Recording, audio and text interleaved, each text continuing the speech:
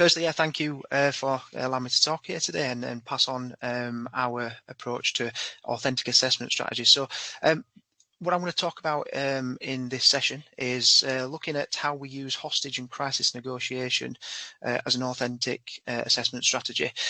So my name's Luke. I am a HE pathway leader at Barnsley College University Centre. We are a validated partner of the University of Hull.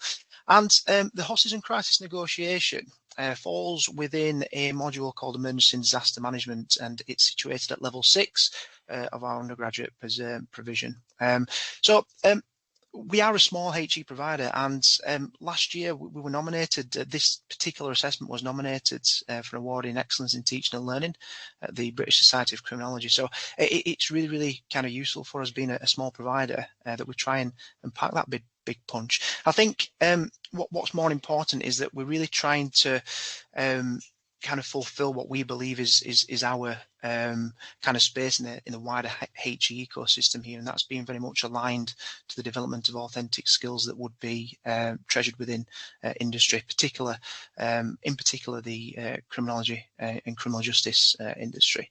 So in terms of the module then, emergency and disaster management, this particular assessment was developed in line with and in collaboration with industry experts on validation, and it's also facilitated jointly and assessed by industry experts. What we offer students on the build up to this, what is quite a challenging assessment in a lot of different ways. It's expecting students to take part in a full-scale hostage and crisis negotiation as professionals within industry would experience it themselves if they were undertaking specialist training in that area, or indeed if they were applying for a professional role after graduation.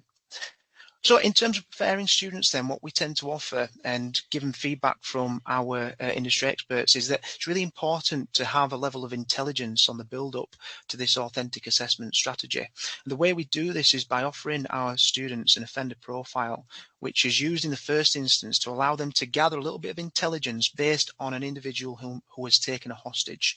And what we expect students to do from this offender profile is to pick out the key pieces of intelligence, the recent history of that person's background and index offences, really in order to shape their negotiation process throughout this particular incident.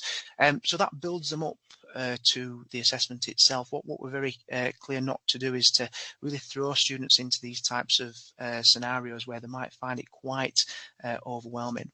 But the competencies that we're aiming to address in this particular assessment are: number one, to be able to communicate to a professional standard, and number two, to apply collaborative and real-world skill sets in authentic contexts. So in order to facilitate this particular assessment then, we select an area of the college that funnily enough does actually look like a prison. And we use that environment to try and kind of mimic what it would be like in a prison environment if they were involved in a scenario like this one, the hostage or crisis negotiation. We will build barricades in the corridors, and in terms of it looking like a prison, it's a long corridor with rooms shooting off the side of them. So I imagine any type of education institution would have something similar to what I'm describing there. In terms of the assessment process then, students are typically divided up into small groups of 6 to 8, and they are issued initial responsibilities that they will take upon themselves within that particular assessment. Those responsibilities range from the role of the negotiator, someone taking a running log at the scene, someone noting down the demands, weapons and deadlines, someone with radio communication to a separate place within the institution that is representative of Silver Command.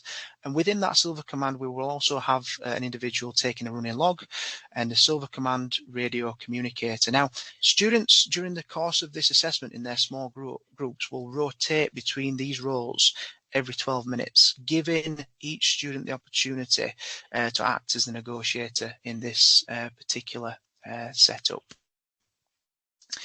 So in terms of the transversal skills then, so although we're working towards these competencies, there's lots of transversal skills that students pick up during the course of this assessment. Ability to problem solve, demonstrate mental agility, to adapt within an unscripted, challenging scenario, to communicate to professional standards in pressurized situations, and to extract, synthesize, and use intelligence to shape negotiation and decision making, but also to be able to collaborate with others to overcome difficult situations and to develop those basic skill sets within conflict management and de-escalation that they might find particularly useful if they were entering that type of role post-graduation. So some of the feedback and student benefits then. So the industry facilitators continue to be impressed with that student performance over the last 3 years in this particular assessment. Year on the year, they qualify that standard, demonstrated to be in line with industry expectations. And student satisfaction and experience on this particular module tends to score very highly in relation to this assessment. And I think that's just down to the non-conventional, non-traditional kind of format of assessment that it is. What's probably been the biggest benefits for our students, and this has come from students who have left and have joined roles within the criminal justice sector. What they've turned around and said to us is basically they've commented on how well these skills have developed, continue to serve them in their roles, and often refer to the role play exercises that they undertake as part of the application process post-graduation. So these types of role plays are very, very familiar in roles in the police, in the prison system, and is what they'd expect students to take part in to show that they've got these skill sets before they actually secure their roles in these industries. And I believe that's taken me up to 6 minutes, Tom. Yeah, brilliant. Thank you very much. Very much appreciated. Sorry about the technical issues with the with the slides, but certainly some questions for you at the end when we got everybody to go through. But thank you very much for agreeing to speak.